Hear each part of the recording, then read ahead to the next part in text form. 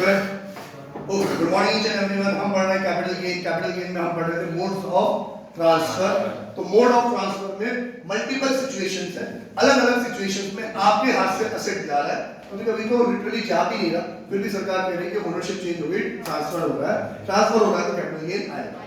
तो पहला केस हो रहा है सिंपल वाला ट्रांसफर, जब आपने एसेट क्या कर दी, सेल कर दी। सेल में क्या करते हैं, हम एसेट दे देते हैं और पैसे ले लेते हैं। तो उस केस में फुल वैल्यू ऑफ ट्रांसफर क्या होगा, जितना मैंने पैसा लिया, सेल प्राइस।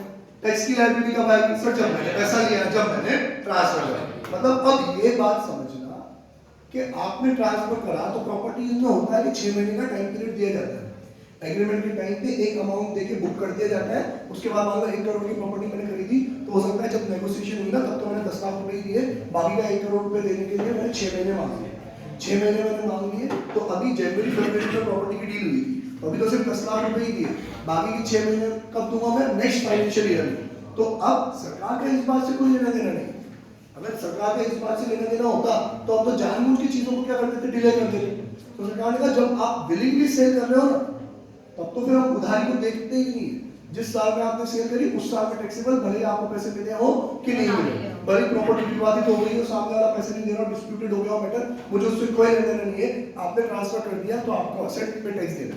अब ट्रांसफर में भी समझना कि प्रॉपर्टीज के केस में अब हर असेट का अलग अलग होता है, क्योंकि ज्यादातर प्रॉपर्टीज का ही लेन देन होता है इंडिया में। तो प्रॉपर्टीज के केस में ट्रांसफर माना जाता है पोजेशन से। किससे माना जाता है, 3 चीज आएगी बेटा, एग्रीमेंट आएगा, पोजेशन आएगा, रजिस्ट्री आएगी। मतलब मैं अगर किसी को प्रॉपर्टी बेचता हूं, मैंने मान लो जैद को प्रॉपर्टी बेची, तो फरवरी में तो मैंने 10 लाख रुपए रिसीव करे और एग्रीमेंट करे, तो ये है एग्रीमेंट। दूसरा, इसने मुझे कहा भाई साहब कब्जा सौंपो और पैसे ले लो, मैं ठीक। अब इसने 50 लाख रुपए और दे दिए मुझे और मैंने मार्च में इसको कब्जा दे दिया, ताला लगा के चाबी इसको दे दी और मैं बाहर निकल गया, अपनी प्रॉपर्टी आपकी होती पोजीशन। फिर इसको करानी रजिस्ट्री, मेरे को नहीं करा, मेरे नाम पे नहीं, इसकी प्रॉब्लम है, इसको अपने नाम पे ट्रांसफर करानी है। तो ये कलेक्ट्री में जाएगा, 6 से 7% की फीस देगा और फिर रजिस्ट्री कराना है, तो उसमें भी आप इसके 4-5 लाख रुपए लगेंगे। तो कह रहा अभी तो आपके पैसे भी चुका है, 4-5 लाख रुपए एक्स्ट्रा क्या लगाओ, तो ये आराम से पहले मेरे पैसे चुका रहा है, फिर बाद में पोजीशन करवाना है अगले साल में 7 या 8 महीने। तो उस टाइम लीगली चीज इसके नाम पे ट्रांसफर, कागज कहीं को होती इसके नाम पे ट्रांसफर, उसका इनकम टैक्स को कोई लेना देना नहीं। इनकम टैक्स को डेट ऑफ एग्रीमेंट से भी कोई लेना देना नहीं। इनकम टैक्स किससे लेना देना है, पोजेशन, क्योंकि ये है दुनियादारी। प्रॉपर्टी आपकी मानी ही किससे जाती है, पोजेशन। जैसे आज मैं जिस मकान में रहता हूँ उस मकान की रजिस्ट्री मैंने खुद ने अभी तक नहीं कराई। जिस मकान में मैं रहता हूँ वो मैंने किश्तों पे लिया था, 3 साल तक तो मैंने उसके पैसे ही नहीं चुकाए, और इवन ज्यादा 4-5 साल लग गए मुझे उसके पैसे चुकाने में। तो लीगली वो मकान मेरा है ही, पर एक्चुअली वो मकान किसका है, मेरा। ठीक है, तो क्या दिया जाएगा, पोजीशन दिया जाएगा। हाँ, ये है ज्ञान। किसी क्वेश्चन पूछने से बहुत ज्यादा इलेबोरेट करके दे तो अलग अलग डेट्स दे, नहीं दे तो जो जिस दिन उसने ट्रांसफर बोला उसी दिन क्या है, ट्रांसफर। 99% केसेस में तो डेट ऑफ सेल दे दी जाएगी कि इस दिन हमने प्रॉपर्टी क्या कर दी, सेल कर दी। तो उसका पोजीशन तो दिया ही नहीं इसमें, और ऐसा रजिस्ट्री की तो बात ही नहीं बोली। तेल लेने यार तो जब बोले तब दिमाग लगाना, जब नहीं बोले तो जिस दिन उसने बोला वही क्या हमारे लिए सेल की डेट है। ठीक है, नाउ एक्सचेंज में जो चीज आपको बदले में मिल रही है वो क्या, उसकी फेयर मार्केट वैल्यू नहीं, क्या लेंगे, जो चीज बदले में मिल रही है उसकी फेयर मार्केट, आपके एसेट की फेयर मार्केट वैल्यू नहीं। क्योंकि मान लो अगर इस बिल्डिंग की फेयर मार्केट वैल्यू 1 करोड़ है, तो एक्चुअली में भी बेचने जाऊं तो पूरे 1 करोड़ मिले, ये भी तो बहुत मुश्किल है। मैं चाहूंगा ज्यादा से ज्यादा मिले, वो चाहेगा कम से कम दे, जिसकी जैसे गरज होगी वैसा पासा है, चल जाएगा भाई। ठीक है, तो फेयर मार्केट वैल्यू आपकी प्रॉपर्टी की नहीं ली जाती, किसकी ली जाती है, बदले में जो चीजें आपको मिली है उसकी फेयर मार्केट वैल्यू। थोड़ा पैसा मिला है, थोड़ी चीजें मिली है, सबका समेशन। अब सर टैक्स लायबिलिटी और इंडेक्सेशन में क्या फर्क है, टैक्स लायबिलिटी बहुत सही समझो, टेक्निकल चीज है कि आप कब लायबल होगे टैक्स के लिए। ठीक है, और इंडेक्सेशन मतलब कहां तक की महंगाई का इफेक्ट आपको दे रहा है। जनरल केसेस में जिस साल ट्रांसफर होता है उसी साल क्या आती है, टैक्स की लायबिलिटी आती है, दोनों सेम ईयर है। लेकिन स्पेशल सर्कमस्टेंसेस में टैक्स की लायबिलिटी को डिफर कर देंगे, पहले तो कभी नहीं करेंगे, हमेशा क्या करेंगे, डिफर ही करेंगे। चल ट्रांसफर आज हो गया तो इंडेक्सेशन तो आज तक कर ले, अब तेरे पास पैसे नहीं है और तेरे पास पैसे आने का कोई रीजन भी नहीं है, इसमें तेरी कोई गलती भी नहीं है, तो ठीक है जब पैसे आए तब क्या आ जाएगा, टैक्स की लायबिलिटी आ जाएगी। समझ में आया कि नहीं। उस केसेस में ट्रांसफर से टैक्स की लायबिलिटी को थोड़ा क्या कर दिया, दूर कर दिया, डेफर कर दिया। क्लियर? कभी भी उसके बियॉन्ड पहले नहीं लेंगे, हमेशा उससे थोड़ा क्या करेंगे, दूर करेंगे। और थोड़ा सा सिंपल करेंगे, टैक्स लायबिलिटी को लोग हमेशा हमारे साल में ही देंगे। तभी लोगों का क्वेश्चन करना बनता है, इतिहास क्वेश्चन मुझसे कराएंगे, क्या करोगे तुम? तो यार टैक्स लायबिलिटी असेट दिया है तो टैक्स लायबिलिटी तो हमारे साल में ही है, तो हमें याद क्या रखना है फिर, सर इंडेक्सेशन कहाँ तक होगा, और उसके लिए भी मैंने वन वर्ड आंसर दे दिया, कहाँ तक होगा indexation, year of transfer. Clear? Sir transfer कौन कौन से होते हैं, तो अगला है मनी और asset received as compensation from insurance और डैमेज और डिस्ट्रक्शन ऑफ कैपिटल असेट। आपका असेट हो गया डैमेज, इंश्योरेंस से आपको मिल रहे हैं पैसे, तो टैक्स की लायबिलिटी जब फर्स्ट इंस्टॉलमेंट आएगी तब वो आपके ईयर में आ रही होगी, आपके ईयर में पहला इंस्टॉलमेंट आ रहा होगा तो आपके ऊपर क्या हो रहा है, टैक्सेबल होगा। लेकिन इंडेक्सेशन कहां तक, जब क्या हुआ, वो डिस्ट्रॉय हुआ तब तक, जब ट्रांसफर हुआ तब। क्लियर है? तो वो जो 348 का हमें नंबर याद है ना, वो इन स्पेशल केसेस में 348 नहीं आया, यहां पे आपको दिमाग लगाना पड़ेगा। सेल में आएगा 348, एक्सचेंज में आएगा 348, बाकी सारे केसेस में 348 नहीं आएगा, ध्यान रखना। अगला है आपका conversion of capital asset into सिद्धि आएगी हमारे आज, ठीक है? तो उसने अपनी ज्वेलरी को स्टॉक एंड ट्रेड में कन्वर्ट किया, तो वो कन्वर्जन भी क्या है, ट्रांसफर। कन्वर्जन तक क्या होगा, इंडेक्सेशन होगी। लेकिन सर हम कभी बेचा नहीं है, पैसे हमारे पास आए नहीं, तो टैक्स की लायबिलिटी कब आएगी, जब वो एक्चुअली में सेल होगी तब। अब ये जो सिचुएशन है ना, ये वाली अच्छे से समझ जाओगे ना तो बाकी सिचुएशन बहुत इजीली समझ में आने लग जाएगी। इसमें हमने ये समझा था कि सर हमने कोई एक असेट, इससे रिलेटेड बारी से बारी भी डाउट हो तो अभी आज पूछ लो, क्योंकि ये एक बार में समझ में आ गया ना तो बाकी सारे तो आपको बहुत इजी लगने लगेंगे कि सर हमने एक असेट खरीदा था 10 लाख रुपए, ठीक है? फिर उस असेट का ही हमने काम धंधा स्टार्ट कर दिया, जब काम धंधा स्टार्ट किया तब उसकी वैल्यू हो गई थी 25 लाख, ठीक है? और अभी तो स्टार्ट किया तो बिका थोड़ी, 3-4 साल बाद तो बिका, कितने में बिका, 30 लाख रुपीस में बिका, ठीक है? तो आप समझो एक्चुअली में आपने वो असेट खरीदा कितने में था, 10 लाख, और वो 10 लाख की चीज बिकी कितने में, 30 लाख में। कितने का प्रॉफिट हुआ, 20 लाख का टोटल प्रॉफिट हुआ। टोटल प्रॉफिट तो 20 लाख का ही हो रहा है सर, इस पे आपको टैक्स देना चाहिए ना। लेकिन इस 20 लाख के दो टुकड़े हैं, कुछ टाइम के लिए वो आपका क्या था, कैपिटल एसेट था, तो उस पे क्या आएगा आपका कैपिटल गेन आएगा, और कुछ टाइम के लिए वो आपका स्टॉक ट्रेड का बिजनेस एसेट, तो उस टाइम के लिए जो प्रॉफिट हो उस पे क्या आ जाएगा, business and profession, profit in case of business and profession. समझ में आ रहा है कि नहीं? तो आपको इस बीच में आपको ब्रेक करना पड़ेगा। तो ब्रेक कैसे करेंगे, सर सिंपल है, कैपिटल गेन पे कैपिटल गेन के रूल अप्लाई करो, बिजनेस प्रोफेशन में बिजनेस प्रोफेशन के रूल अप्लाई करो। कैपिटल गेन का रूल क्या होता है, सर कैपिटल गेन में लॉन्ग टर्म होता है, तो हम उसको क्या करते हैं, इंडेक्सेशन करते हैं।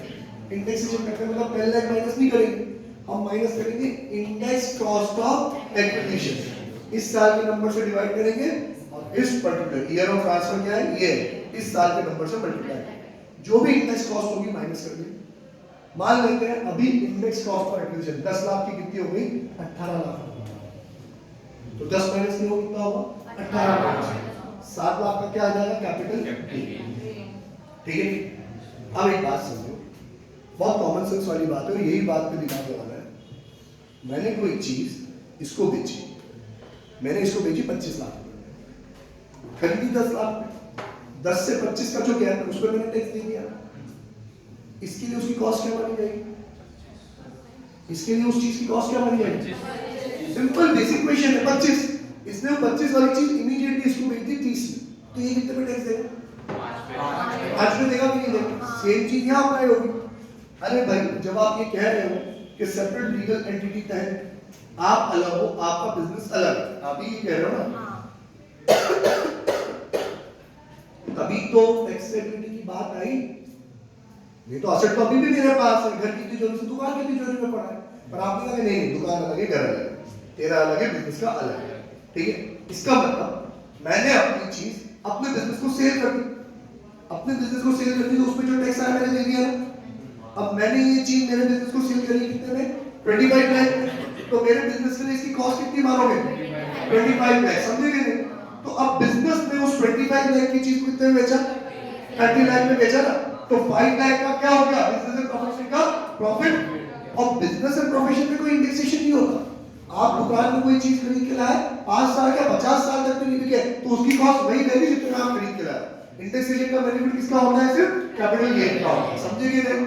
तो यहाँ पे 25 लाख तक मैं टैक्स दे चुका हूँ, ये बात बहुत इंपॉर्टेंट है। 25 लाख तक मैं टैक्स दे चुका हूँ, तो 25 लाख के बाद जो मेरा प्रॉफिट हुआ है वो कहाँ जाएगा? बिजनेस प्रोफेशन में जाएगा, उस पे बिजनेस प्रोफेशन पे टैक्स देना। हाँ, अच्छा कौन सा होगा? बिजनेस प्रोफेशन वाला प्रॉफिट अच्छा है कि कैपिटल गेन वाला प्रॉफिट अच्छा है? एज पर दिस सिचुएशन कौन से चैप्टर के रूल्स ज्यादा बेनिफिशियल है? Business profession, capital gain?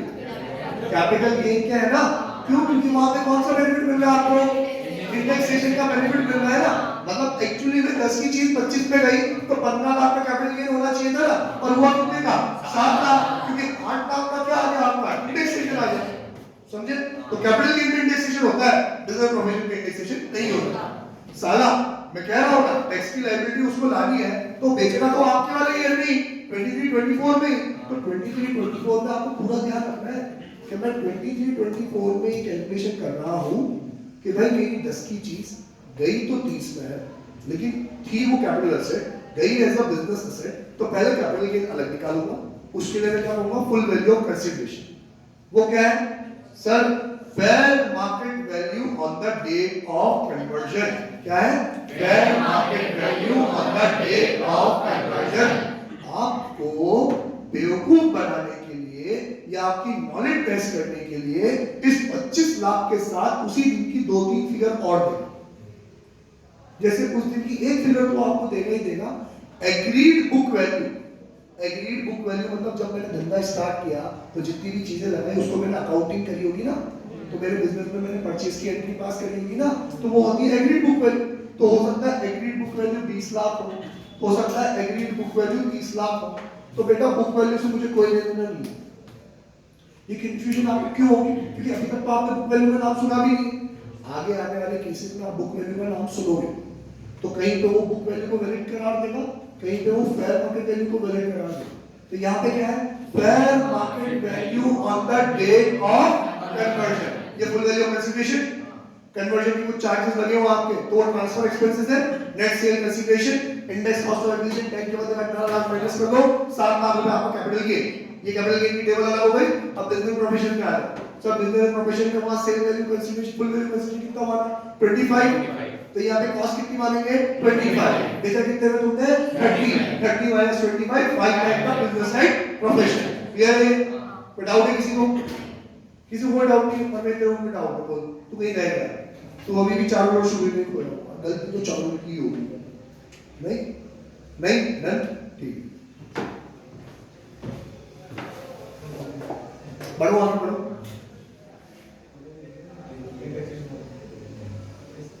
कौन सा पढ़ना है? चलो शुरू, वेरी वांट कि आप लोग फिर से एक हो जाओ। चलो ऐसा हो रहा है कि क्लास में इसका तलाक हो गया। फिफ्थ वाला interesting, transfer of capital asset by way of capital. ये आपने पार्टनरशिप में पढ़ा। पार्टनरशिप में पार्टनर आता है तो कैपिटल लेके आता है ना, and capital can be bought in cash और इन काइंड। तो काइंड वाला टॉपिक पढ़ा है ना आपने। अब मैं कैश लेके आ रहा हूँ, कोई प्रॉब्लम नहीं है, लेकिन मैंने इनसे हाथ जोड़े कि please sir, Abdul sir, Shabbir sir, मेरे कोई पार्टनर बना दो, तो बना तो देंगे, लेकिन हमारी कंपनी की वैल्यू बहुत हाई है। तेरा 1/3 का हिस्सा निकालेंगे तो जमीन जायदाद बिक जाएगी तेरी। हाँ ठीक है, जमीन जायदाद ही कैपिटल के रूप में तुम ले लो, बेच क्यों लो?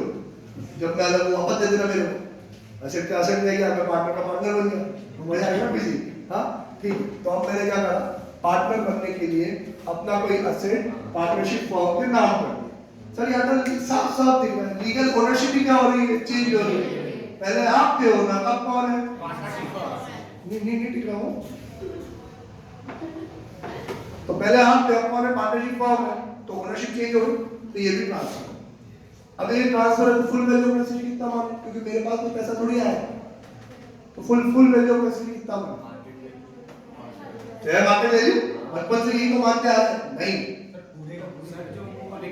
इसमें आपका शेयर कैपिटल सर, जितनी उसकी फर्म में शेयर है सर, तो जैसे पूरी लैंड या फिर 10 लाख की सर, और उसमें आपको मतलब जितने का आप उसको एडमिशन दे दो। किसको? मैं तो एडमिशन दे रहा हूँ। पार्टनर वहां मतलब जो फर्म जितने उसको एडमिशन दे रही जितना मतलब वो एग्जाम्पल सिंपल सा एग्जाम्पल है। उनके हिसाब से सारे एसेट्स, नेट एसेट्स वगैरह, गुडविल वगैरह सब मिला के 1.5 करोड़ का टोटल वैल्यूएशन बैठा। उन्होंने कहा भाई साहब आपको पार्टनर बनना है 1/3 का, तो 1.5 करोड़ का 1/3 50 लाख रुपया आप लेके आओ। मैंने कहा पैसा तो नहीं, पार्टनर बन गए, ये मेरी बिल्डिंग 50 लाख ये ले लो। पर ये 50 लाख की नहीं है, ज़्यादा की, जो 60-70 लाख। तो अगर ठीक है तेरा कैपिटल क्या मान लेते हैं, 70 लाख में मान लेते हैं। तो जब 20 लाख रुपये आ जाए हमारे पास तो उठा ले। अब बताओ कितने की वैल्यू है, 50 लाख वाली 70 लाख वाली, पर उसकी फेयर वैल्यू उस टाइम 75 है। ये तो वो जो नीचे में हायर मानेंगे, फेयर मार्केट वैल्यू नहीं मानेंगे इस केस में। सिचुएशन समझ में आ गई जरूर, सिचुएशन समझ में आ गई आप सब। मेरे को हिस्सेदार बनना था 50 लाख, 50 लाख कैश नहीं, मैंने असेट दिए, असेट की फेयर मार्केट वैल्यू कितनी थी 75। इन्होंने बुक में कितने से रिकॉर्ड किया, 70 से रिकॉर्ड करेंगे, 75 हमारे हिसाब से नहीं है, 70 से रिकॉर्ड करेंगे। मेरा कैपिटल कितने से रिकॉर्ड कर लिया, 70 से। 20 लाख रुपए या फिर यूं मानो तेरा कैपिटल 50 से रिकॉर्ड कर लिया और 20 लाख रुपए तुझे ऐसा वो क्रेडिटर मान लिया हमने कि तेरे को 20 लाख रुपए में दे देंगे, जब भी आएंगे तब दे देंगे। तो बताओ क्या वैल्यू मानो, 50 मानो, 70 मानो, 75 मानो, 70। तो इसको बोलते हैं रिकॉर्डेड वैल्यू। क्या बोलते हैं, या फिर एग्रीड बुक वैल्यू। क्या बोलते हैं, सरकार ये जानती है कि जो बंदा अपना एसेट कंट्रीब्यूट कर रहा है वो उसकी बुक वैल्यू को कम रिकॉर्ड करने नहीं देगा। कम रिकॉर्ड करने देगा तो उसको तो नुकसान हो जाएगा ना। तो सरकार ने कहा फेयर मार्केट वैल्यू को दे देने जान दो, ये फेयर मार्केट वैल्यू सब्जेक्टिव चीज होती है। इसमें मार्केट का रिसर्च लगता है, मार्केट का वैल्यूएशन लगता है, वैल्यूएशन ऑफिसर से सर्टिफाई कराना पड़ता है। हमने इजीली पढ़ तो लिया तो फेयर मार्केट वैल्यू कहां से लाओ, fair market value documentary evidence कहां से लोगे फेयर मार्केट वैल्यू। तो उस पर्टिकुलर डेट पे आपको वैल्यूएशन ऑफिसर से उसकी वैल्यू करानी होती है, सील थप्पे लगवाने होते हैं। और उस पर्टिकुलर डेट पे नहीं करवा पाया, सर हमें थोड़ी पता था ऐसे रूल्स होते हैं। तो जब बेचने गए कैपिटल गेन आया तब उस वैल्यूएशन से वैल्यूएशन ऑफिसर से वैल्यू करवानी पड़ेगी और वो इतिहास की जो प्राइसेस होगी उसके हिसाब से वैल्यू निकाल के देगा कि इसकी फेयर मार्केट वैल्यू होनी चाहिए। ठीक है, तो वो फीस भी लेगा 3-4% इसकी वैल्यूएशन। ठीक है, तो यार फेयर मार्केट वैल्यू कैलकुलेट करवा पाना अपने आप में बहुत टेढ़ी की है। तो क्या इसमें इजी तरीका कौन सा है, एग्रीड वैल्यू। बाकी सब जगह एग्रीड वैल्यू इजी तरीका नहीं था, क्यों नहीं था, क्योंकि उसमें तो मेरा ही बिजनेस था। और अगर एग्रीड वैल्यू पे टैक्स देना है तो मैं तो एग्रीड वैल्यू 15 ही रखता 25 की बजाय, ताकि मेरा टैक्स क्या आता या ज्यादा से ज्यादा रखता, ताकि यहाँ पे इंडेक्सेशन का बेनिफिट मिल जाता, वहां पे नहीं मिलता। समझे क्लियर? अब यहाँ पे उन्होंने कहा एग्रीड वैल्यू को करार दे सकते हो, क्योंकि यहाँ पे इसकी चलेगी 3 पार्टनर है। ये चाहे ना अपनी बुक को अपने एसेट को ज्यादा से ज्यादा रिकॉर्ड करवा, क्योंकि इसको पैसे मिलेंगे और वो चाहेगी कम से कम, पर ये करने नहीं देगा। तो उन्होंने बोला एग्रीड वैल्यू, सिंपल। क्या ले लो, agreed book value is your full value of consideration. अब आप सोचो टैक्स की लायबिलिटी कब आई,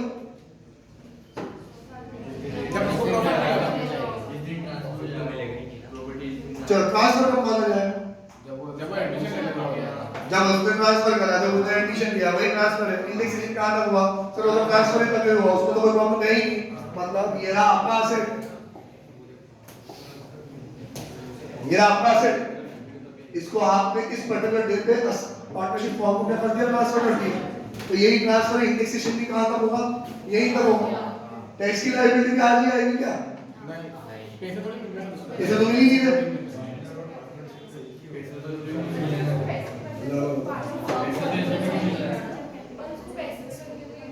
अब अगर तुम कहो सर पैसे तो मिल नहीं रहे, टैक्स कहां से देगा, तो पैसे बाद में मिलेंगे क्या, बाद में कब मिलेंगे उसको पैसे, डिसोल्यूशन पे। तो सरकार डिसोल्यूशन तुम्हारे ऊपर है, तुम कब करो कब ना करो। सर वो एज अ पार्टनरशिप में मुझे यार जो प्रॉफिट अब ये कह रहा है कि सर जो पार्टनर बन गया ना, अब पार्टनरशिप फॉर्म पैसे कमाएगी तो उसको प्रॉफिट मिलेगा ना।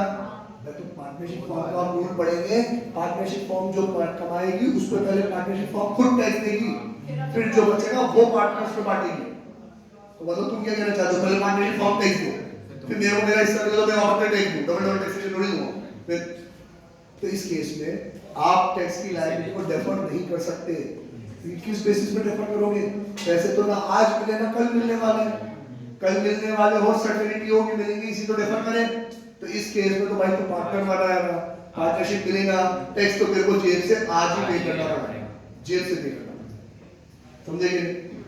क्लियर? क्लियर है? तो टैक्स की लायबिलिटी और ट्रांसफर सेम रेट है। ट्रांसफर रेट क्या है? इंडेक्सेशन है। मतलब इसमें सीखने वाली बात तो सिर्फ फुल वैल्यू ऑफ कंसिडरेशन थी, और वो क्या थी? Agreed book value. क्या है? Agreed book value. अब पूरा थोड़ा टेक्निकल पढ़ो, क्या लिखा हुआ है इसमें? लिखा हुआ है amount recorded as value of capital asset in the books of accounts of the firm और एओपी और बीओआई। सर ये एओपी बीओआई क्या होता है? थोड़ी देर में समझ ये 3 लाइन पढ़ के समझ में आ रहा है? एग्रीड बुक वैल्यू जितने से उसके एसेट बुक्स में क्या हुई है, रिकॉर्ड हुई है, वो एग्रीड बुक वैल्यू है। अब सर ये फॉर्म समझ में आ रहा है कि इसका तो आपने एग्जांपल ही लिया, ये तो देख रहे हैं पार्टनरशिप फॉर्म। एओपी और बीओआई क्या होता है? ये भी एक तरीके का एसएससी होता है, association of person body of individual. ठीक है, इसका असेसमेंट अभी हमारे सिलेबस में नहीं है, ये आप सीए फाइनल में सीखोगे। जैसे इंडिविजुअल का टैक्स कैलकुलेशन होता है, सेम तरीके से एओपी बीओआई का भी होता है, तो इसका असेसमेंट हमारे उसमें नहीं है। इसमें लोग ग्रुप ऑफ पीपल मिलके एक कोई सी भी लीगल एंटिटी क्रिएट कर देते हैं। वो लीगल एंटिटी कंपनी नहीं है, वो लीगल एंटिटी पार्टनरशिप फॉर्म नहीं है, तो या तो वो एओपी होगी या बीओआई होगी या ट्रस्ट होगी या कोई ऑर्गेनाइजेशन होगी या चैरिटेबल और ट्रस्ट होगी। ठीक है, कुछ भी हो सकता है।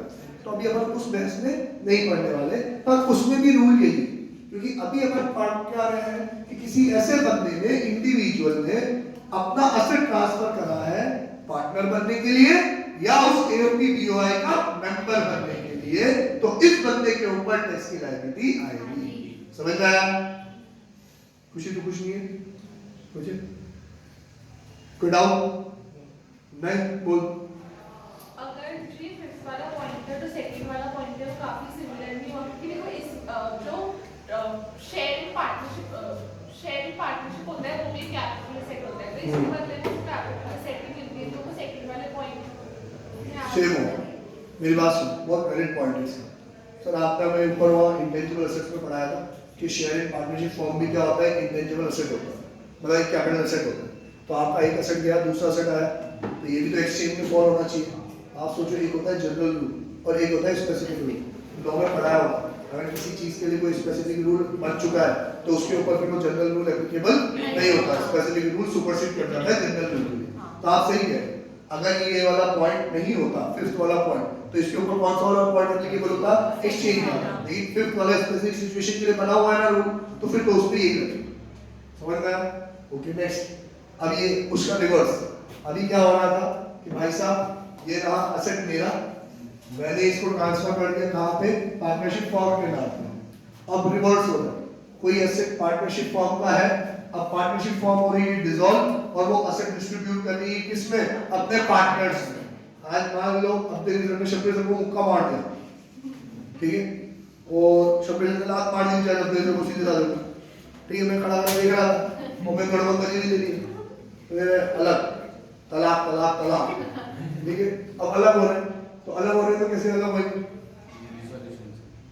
या तो एक तरीका ये है कि भाई सारे एसेट्स बेचो मार्केट में, पैसे इकट्ठा करो, बराबर बराबर बांट, या फिर शब्बीर सर कह रहे हैं मैं तो अलग क्लासेस खोलूं, अब्दुल सर कह रहे हैं मैं भी अलग क्लासेस खोलूं, मैं कह रहा हूँ तो बाहर चल रहा हूँ विदेश, मेरे से भी हो भाई, ठीक है। तो अब जब अलग अलग क्लासेस खोलनी है तो तुम पहले इस एसेट को कमाने के रूप में बेचोगे, फिर नए नए एसेट खरीद के लाओ, पैसा डबल लग जाएगा। इससे अच्छा तो एसेट्स को ही क्या कर लो, बांट लो। तो अब पार्टनरशिप फॉर्म के जो एसेट्स हैं वो पार्टनर्स में बांट दिए गए, वापस से ओनरशिप ट्रांसफर हुई कि नहीं हुई? पहले एसेट पार्टनरशिप फॉर्म के थे, अब किसके हो गए? इंडिविजुअल के हो गए। ट्रांसफर है तो कैपिटल गेन है, कैपिटल गेन है तो फुल वैल्यू ऑफ कंसिडरेशन क्या मानेंगे?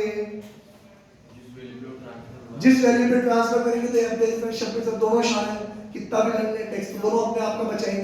वो कह रहे वही देख तेरा भी 20 लाख का, तेरा भी 20 लाख, लेकिन इसको एग्रीड वैल्यू कितनी मानते? 2 लाख 2 लाख। फिर तो क्या ले लेंगे सर? फेयर मार्केट वैल्यू ले लेंगे। तो यही रूल बना है कि भाई साहब जब आप एसेट ला रहे थे तब तो खुद का तो नुकसान होने नहीं दोगे, तो क्या लिया? एग्रीड बुक वैल्यू लिया। लेकिन जब आप एसेट बांट रहे हो तो सरकार का पूरा पूरा नुकसान कराओगे, तब एग्रीड बुक वैल्यू नहीं चलेगी। फिर क्या चलेगी? Fair market value on the day of distribution. Fair market value on the date of.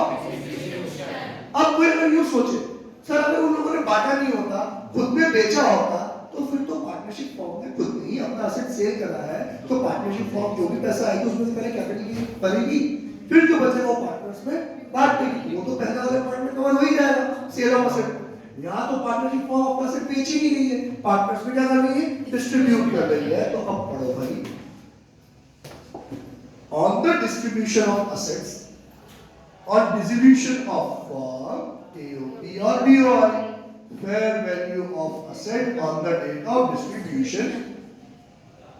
अब इंडेक्सेशन का आता है ईयर ऑफ ट्रांसफर, मतलब ईयर ऑफ डिसोल्यूशन, ट्रांसफर हो, और टैक्स की लायबिलिटी कब आएगी, इस साल में आएगी, क्योंकि पैसा बाद में थोड़ी मिलने वाला है, पार्टनरशिप हो गया तो सब खत्म किया, बचा हो गया। चालू शुभी घूर रही है मेरे को, ठीक है। ईयर ऑफ डिसोल्यूशन मतलब इसमें अब टैक्स की लायबिलिटी डिफर नहीं होगी, ईयर ऑफ ट्रांसफर ही क्या है, टैक्सेबिलिटी, ठीक है। तो यार मतलब सीखा गया अपन ने सिर्फ एक नई चीज, यहाँ पे क्या लेंगे फेयर वैल्यू, यहाँ पे क्या लेंगे बुक वैल्यू, ये तो सेम ही, ठीक है। मतलब वो जो इंडेक्सेशन और ट्रांसफर है ना, वो भी तक अपन ने दो ही केस में अलग अलग पढ़ा है, एक तो इंश्योरेंस वाले केस में अलग पढ़ा है और एक स्टॉक एंड ट्रेड वाले, एक और आएगा उसमें भी अलग पड़ेगा, दो तो अलग होगा, तो इंश्योरेंस क्लेम और एक स्टॉक एंड ट्रेड। अब तीसरा वाला, ये तीसरे में भी अलग हो जाएगा, ठीक है। टाइम है, पढ़ा दूं? कंप्लीट कर दो 9 तक हो गया।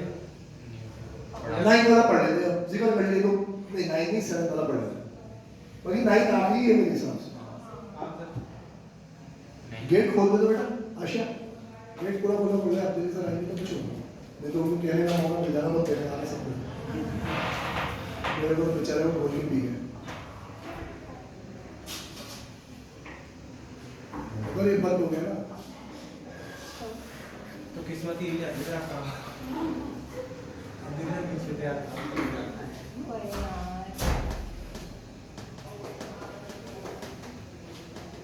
बहुत इंटरेस्टिंग केस है ना, on the compulsory acquisition of capital asset, word सुन लो, बहुत बार आएगा, ऑन द कंपल्सरी एक्विजिशन, इस वर्ड में क्या मतलब, गवर्नमेंट ने आपकी कंपल्सरी बना, क्या बात है, गवर्नमेंट ने आपकी चीज कंपल्सरी एक्वायर की, गवर्नमेंट ने लिखा हुआ है कि गवर्नमेंट जो कंपल्सरी तो गवर्नमेंट ही कर सकती है सर।